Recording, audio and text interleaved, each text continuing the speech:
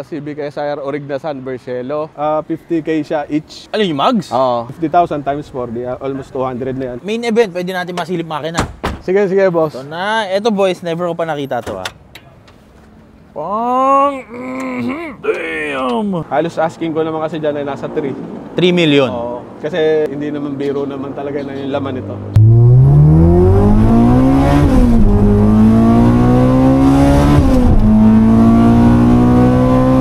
Shoutout sa ex ko. Nawala na. Hindi naman lahat ng babaero may puro laging masaya. Siyempre yung iba nagbabago na. Tapos may makikilala kang akala mo yun Tapos yung pala hindi.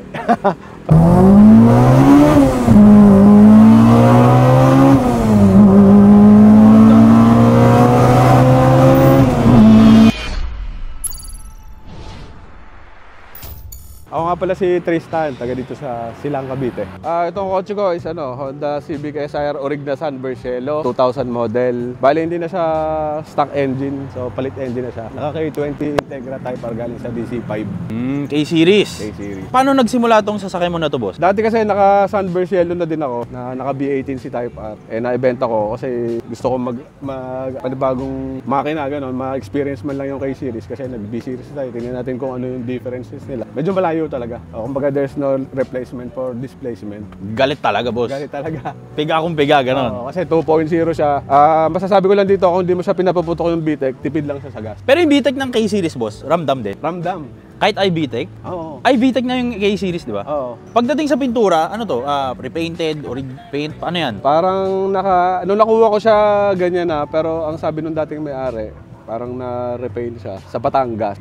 Pero year 2018 pa yon, if I'm not mistaken. Hindi ko alam kung ano. Until now, ganyan pa rin. So, nakaano lang siya, ceramic coating. Ang nag-ceramic niyan, shoutout kay Speed Shine, Joaquin OS. Anong concept po dito sa kotse mo na to, boss? Parang OEM plus lang, gano'n. Tapos sa bagay, parang halos walang nakalagay na abubot, no? Oo. Tapos yung mga side skirt, no? Oo. Side skirt, chain, Ito, matte black. OEM chin. Unpainted to, boys. SO4. Unpainted to, guys, Complete pa siya, complete bracket. Wala pa siyang putol.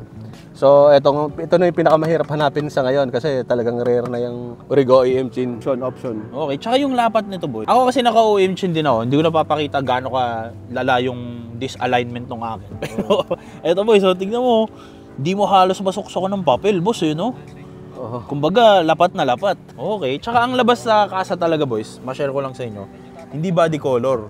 Black. Kadalasan kasi, boss, na mga nag-Honda boy sa atin, binabody color nila yung side view nung sasakyan nila. Okay, sipatin nga natin dito, medyo far away.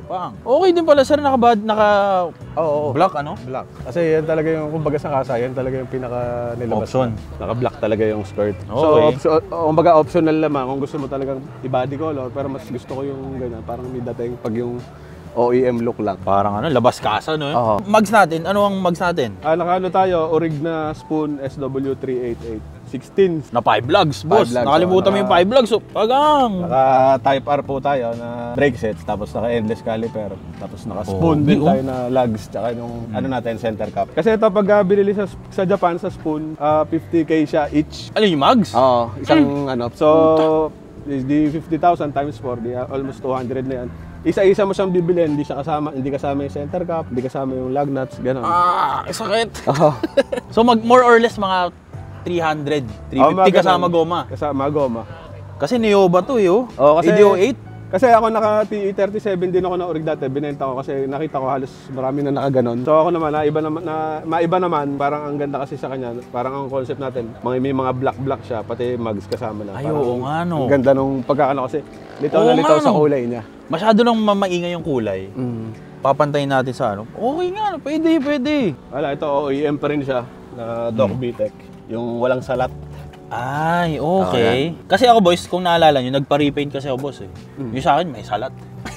Medyo parang printed isa-isa, no? Medyo mataas na siya ngayon. Itong parang dati nasa 2.5 siya 5 years ago. So, mabibilan nito kay Ronaldo Sanchez, Edwin Tadena ng OEM sticker.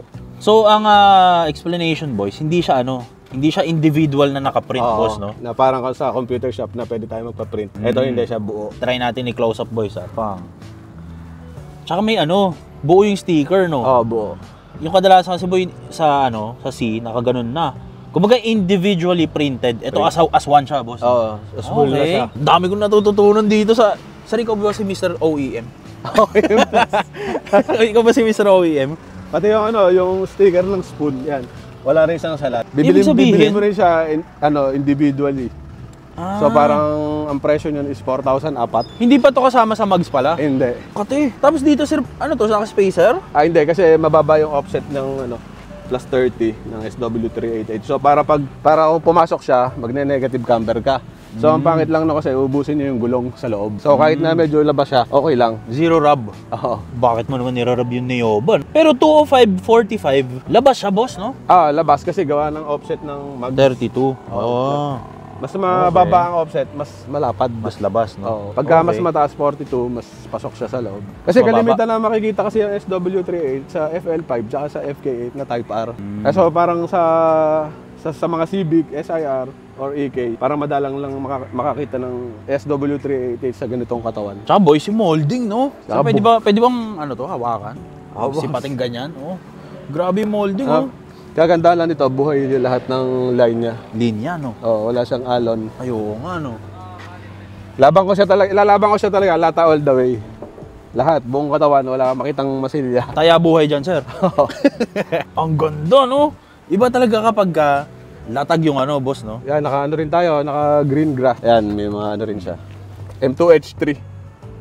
Okay. Dito sa likod, sir, ano ang natin? All stock lang din. All stock lang din naman tayo dito sa likod. Naka lang tayo, naka lobster tip na Speed Factory.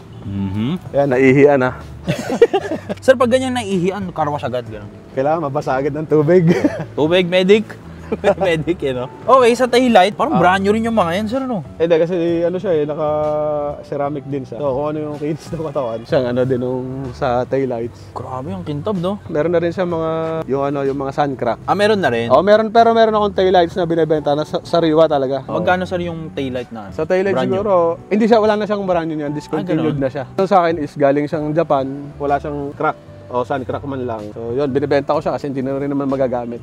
So sa mga maselan, yun, pwede nyo akong i-PM. Mag-usap na lang kay boss, no? Oo. Sir, sa interior, pwede natin masilip. Sige boss. Ito na, interior. Ito na mga gusto ko. Ito.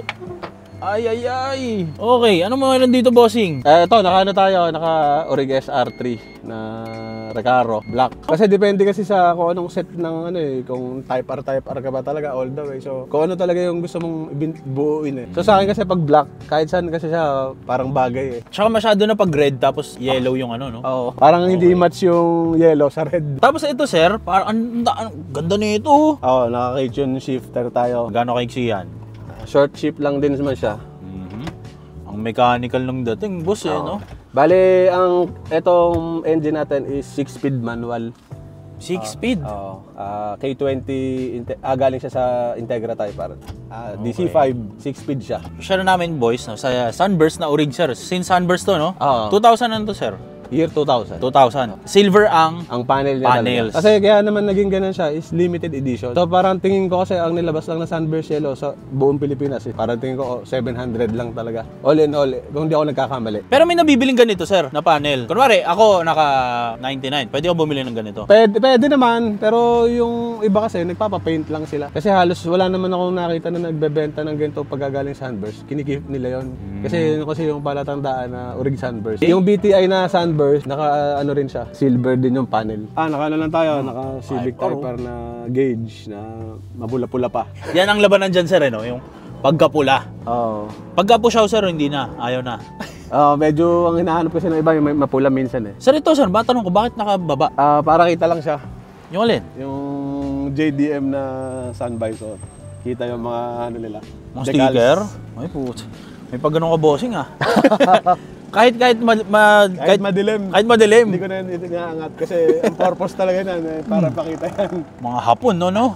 Bakit, sir, may presyo ba yung ganyang visor? Dati mura lang yan, ngayon parang nasa 4K o 5K. Tapos bihira din makahanap. Mahirap nang makahanap ng buo yung sticker. So sticker ang binabayaran dito, sir? Oo, yung yan. Kasi minsan ito na lang ang meron, yung kabila kupas na siya. Ito parang pulong-pula, Sariwa pa siya. Siding, syempre zigzag kapag 2000, boys. Zigzag interior pa rin, hindi na tayo nagpalit ng DB8. Mas okay na to sa akin kasi marami kasi tayo makikitang Sunburst Yellow na dito lang natin pagkakamalan dito lang natin malalaman na legit. Pagka nawala wala kasi to, pwedeng pagdudahan pa yung kotse natin kung sunburst ba o repaint. Kaya hindi ko na siya inalis. Sir, dito sa ano, bakit wala kang armrest, sir? Matanong ko. Naka-armrest delete tayo, naka EK9 armrest delete kasi pag yung stock natin is sumasabit siya dito.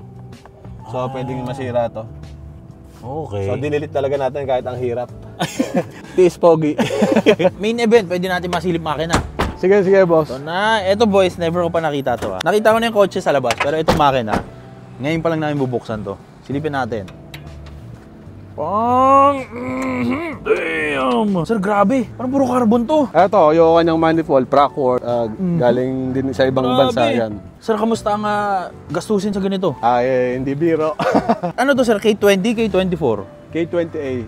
K20A. Oo. Galing siya sa DC5 Integra Type R. So, dati siyang, syempre, B-Series. Stock lang na E6AD1 na stock na engine ng SIR. Ginawa nating K-Series. Oo. Sa inyo na, sir, kayo na nagpa-K-Series? Hindi na. Galing dyan kini Boss Nino Comia sa dating may-ari. So, dinagdagan na lang natin ng accessories. Oh, so, anong mga accessories ang nilagay mo dito, boss? Yan, itong K-tune valve cover natin, lahat kine-tune na natin, pati radiator. Tindi nito, boy, oh. K-tune radiator. Saka, sir, parang ang pogi ng carbon fiber sa ano, no? Engine bay. Kasi halos parang ang set na natin dyan black, yellow, kaya hanggang labas, kahit hanggang dito, hanggang sa loob. Tsaka ang linis, boys, no? Pakita natin kung gaano kalinis yung mismong sasakyan, tsaka yung makina. Hanggang dito sa loob, oh. Kapag K-Series, boys, mapapansin nyo sa mga karera. Kapag B-Series, dito ang ram air, sir, no? Sa right. Sa right kapag B-Series. nasa Kapag K-Series na, doon ang ram air. Nasa kaliwa. Pag ganun kasi yung boys, pag ganyan, pang. Ito, naka-K-tune, rin tayo, cold ram air intake. So, ang labas niya, doon. Doon, Matanong ko, ano yung silver na yun? Ito, traction bar, boss. Naka-K-tune tayo yung traction bar para kung halimbawa, kung gusto mo mag-racing at nag-staging ka, hindi masyadong umaano yung gulong. So, yun yung purpose ng traction bar. Pag kami nakita ang Civic, sir, hinatawang ka, ganun. Game agad. Hindi naman. Hindi naman. Sir, kapag ka naka-K-Series, kasi ako syempre wala akong idea sa K-Series Ano ba mga makakating dito, mga paayos kapag nasira, ganyan? Masasakit lang dyan pag nalaglagan ka talaga ng barbula. Ayun. Baga, ang engine naman kasi pag binira mo ng binira at nag-misgear ka, yun ang mga isang sakit din. Kunwari, galing ka sa high RPM, napunta ka ng second gear, siguradong sabog ang makina mo. Nitong shifter na to, dikit-dikit siya. So, hindi mo siya pwedeng, nakakatakot siyang i-power shift. So, dahil mahal din yung transmission ng Type R, so prevention is better than cure. Ingatan mo na lang siya. Kasi para sa akin, wala namang pinagkaiba yung power shift saka sa quick shift. Saka pwede mo naman siyang gawin yun, birhen sa racetrack talaga. Pakita natin sa yung sinasabi yung pagka-shift, no? Sa loob. Pakita natin yung first gear. Ito kasi, boys, kapag naka-short shifter, sobrang dikit-dikit na. Ito yung dikit-dikit. Ayan, Talaga, first gear. Fourth, fifth, 6. Halos walang di gumalaw, sir, no? Maiksi. Exit. Talagang ang clearance nila, sobrang nakakatakot kasi pag primera mo, nagsigunda ka, tersera, akala mo kwarta, segunda pala ulit. Second gear. Money ship ang tawag, sir. Money ship. Bye-bye. Sir, sa pagdating sa gas consumption, kamusta naman? Ito naman kahit 2 litros, nakatono naman siya na kung hindi mo naman papuputukin yung bitik niya, normal driving lang, tipid siya. Pero once na talaga siya, binira mo ng binira, ayun, talagang kakain siya ng gas kasi halos bubukas lahat yun. Maghatinaudo mo siya Kumbaga, kung ano yung rev limit niya, talagang malakas siya sa gasolina. Pero kung normal driving lang, walang problema. Saka hindi naman natin kailangan bumira ng bumira. Oo. Syempre, boys, kailangan kapag ganito ka-solid yung kotse, dapat sir mabagal lang, no? Paano kayo makikita sa daan, no? Nakakatakot na. Baka makasagasa tayo, may mangyari sa atin. So, kailangan talaga ingat din lagi. Primera, segunda, okay na yan. 200 agad, sir. Siyempre, kunwari, B-Series ako, bigla akong nagtalon sa K-Series. Magkano ba abutin ko? Estimate? Sa estimate ko siguro, masyadong madugo kasi pag nag-swap ka ng K-Series, from B-Series to K-Series, kasi ang daming pyesang kakailanganin. Unang-una, pag naka-EK ka na SIR, yung talangka niya, kailangan mong paltan ng galing sa EG hatchback. Asa yung talangka dito, sir? Eto. Ayan. So, pwede naman yung talangka ng SIR, pwede mo rin gamitin. Kaso, yung makina mo, nandito na. Ang luwag dito sa likod. So, halos ito, nandito na yung head. So, ang pinaka-correct period talaga is yung talangka talaga ng EG hatch. Para ang engine, umatras. Parang hindi masyadong awkward, boys, no? Isipin mo, nandito to. Oo, ito yung head niya nandito. Ang luwag dito, pwede magtaguan. Pwede mo itago yung mga anak mo dyan. Pero pag nagpa-build talaga nito, hindi rin kasi biro kasi yung mga support niyan, engine support. Halos ang hirap din humanap, ang hirap din orderin. Tapos yung mga harness, mahal ang pa-swap. Bili na lang sila sa Nabona. Ng buo na kasi madugo po talaga. Ako naman, hindi ko naman siya binuo na tulad nung iba na nagbuo. Nabili ko na siya ng ganyan. Dinagdagan ko lang siya ng parts. Magkano na babalyuhan ng mga ganitong buuhan, sir? Kunwari, ng buong kotse, kunwari, inoperang ka ng ng 2 million, bibigay mo, sir. Pambenta ko naman talaga yan. Halos asking ko naman kasi dyan ay nasa 3. 3 million. Oo. Kasi hindi naman biro naman talaga na yung laman nito. Laban ko siya ng walang take part. Wala, hanggang sa tornilyo, sir. Pati mga ganito, Honda. Oo. Kasi itong sasakyan na to, pantago na talaga to nung kung sino yung gustong mag-keep. Kumbaga ako, wala naman siya naging problema sa akin sa loob ng 3 years mahigit. So dahil may mga anak na tayo, kailangan natin unahin sila. Pero sir, kunwari tumanda yung anak mo, hindi mo bibigay sa kanya to? Hindi kasi kung gagamit lang nito walang masyadong experience, maaksidente talaga. Sayang, masyado malakas, sir, no? Oh. Bali ang pag merong gusto magpabuo sa inyo ng K-Series, kay Powerhouse Race Specialist, kay A. San Agustin. Yun ang the best talaga, boss, sa K. Oo, sa kanya galing yon. Ito, siya bumuo nito. Ang tuner naman ito, si Kuya Jeremy Cabrera, si Jer Tuning. Sir, matanong ko, ilan ang horsepower ng ganito? Ito, ang horsepower nito sa full exhaust is 240. Pero pag naka-scab siya, parang abutin siya ng 250. Pero sir, ano ang pinagkaiba nito sa sa yung takbo, yung pag-torque, yung dulo, ano pinagkaiba sa B-Series? Medyo malayo ang differences nila. Kasi una-una kung B-Series is 1.6. Dahil ito 2.0, medyo mas malayo talaga ang datingan. Paano ba sir yung K24, no? Yung K24 mas malakas. Halimaw na. Halimaw na. Kumbaga, hindi na rin siya kailangan biruin. So, ang payo ko lang, pag may sasakyan kayo na malalakas kayong gagamitin or dadriven, huwag kayong mag-inom. Para isip nyo, normal. Alam nyo yung gagawin nyo. Kasi once nakainom, bibiray natin ang bibira kasi malakas ang loob natin. So, isa lang yung buhay natin. Sayang, wala nang second chance. Walang heso yam, sir, no? Wala na. Sir, baka may gusto kayo shoutout or batiin? Shoutout kay Kuya A. San Agustin, kay Powerhouse, kay Kuya Jer Tuning, at saka dun sa ex ko. Nawala na. Joke. Bakit, sir? Sir, totoo. Iniwan ka ng ex mo na kaganito ka? Iniwan ka, sir, nakasibig ka? Ay, hindi naman siya mahilig sa ganun. Ay, puta. May malalim na dahilan. Ay, naiiyak na ako. Sa amin na mamaya pag-uusapan namin. So, hindi pala totoo, sir, na kapag naka-Civic, pogi, ganun. May sad stories din pala mga Civic boys. Hindi naman lahat ng babaero, may puro laging masaya. Siyempre, yung iba nagbabago na. Tapos may makikilala kang akala mo yun, Tapos yung pala hindi. Sir, salamat sa words of wisdom, sir. Any tips pala para sa mga gusto bumuo ng Civic na ganito, from scratch, o kaya gusto kumuha? Una-una talaga, pagka kumuha at nagbuo tayo nito, kailangan talaga natin ng budget, Yun ang una talaga. So kung di pa naman natin kaya pa, kaya naman natin ipag-prayan or pagpaguran, magtrabaho para makuha natin yung pinapangarap natin. Tulad ko, ako nangarap lang din ng SIR. Dumating din yung time na nagkaroon tayo ng trabaho at kinaya naman natin. So, masaya naman ako doon sa part na yun. Sir, salamat ulit at salamat sa oras, sir. At sana na-enjoy nyo yung video natin na to, boys. Kung may mga katanungan kayo, comment down below, sasagutin ni sir. Sir, ano ulit Facebook mo para kung gusto nila bumili ng pyesa? Ainsley Stephen, sir. So, PM nyo siya sa Facebook, boys, at sana nag-enjoy kayo sa video natin na to. Parang may ano siya, boys, no? Parang may tunog rocker arm, boss, no? Siya, drug cartel 3.2 na cams. Test drive pala, sir, gagawin natin. Test drive. So, testingin natin yung K-Series. Tapos, malaman natin gaano kalakas ba talaga. Ilang horsepower to, sir? 240. 240. Bibigyan lang natin, no? Oo. Okay, tara. Hanggang ano pala, sir? Hanggang side mirror, naka-spoon. Pati ito. Spoon lahat, Ito, naka-Gen, Gen 3. Sir, parang maganda pala yung yung silver na center console. Oo. Okay din, no? Sir, maganda pa yung seat belt. Lumalaban pa sa akin, sir, bumigay na Okay na rin. Humulan. Napagod na, sir. Parang ako lumalaban pa din. Yan! Kahit pagod na.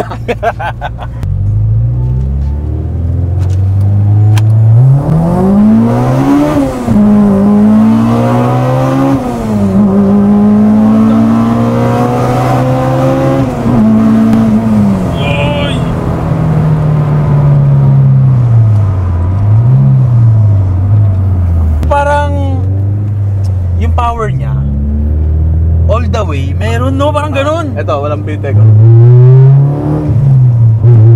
Hindi pa nakaputok yung VTEC, may power na siya. Kapag B-Series, antay mo munang VTEC bago lumakas, no? Ito naman siya, ang K-Series. Habang tumataas, may power na siya sa baba.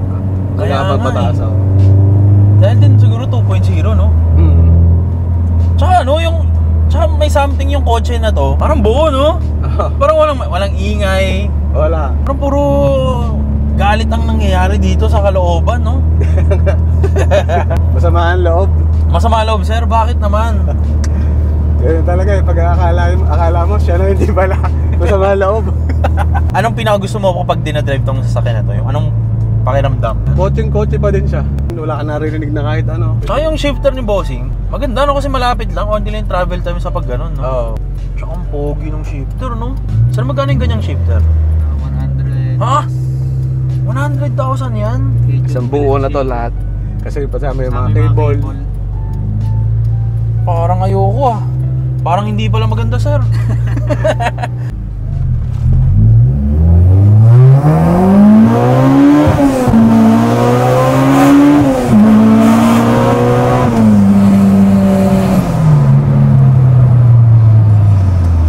Yung kagandahan pag naka 4-pot na caliper. Tigil talaga, no? Oo.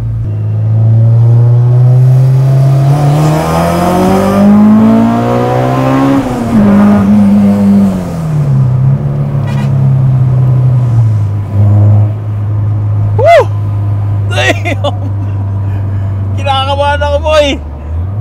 Parang masyadong malakas yung makina, no?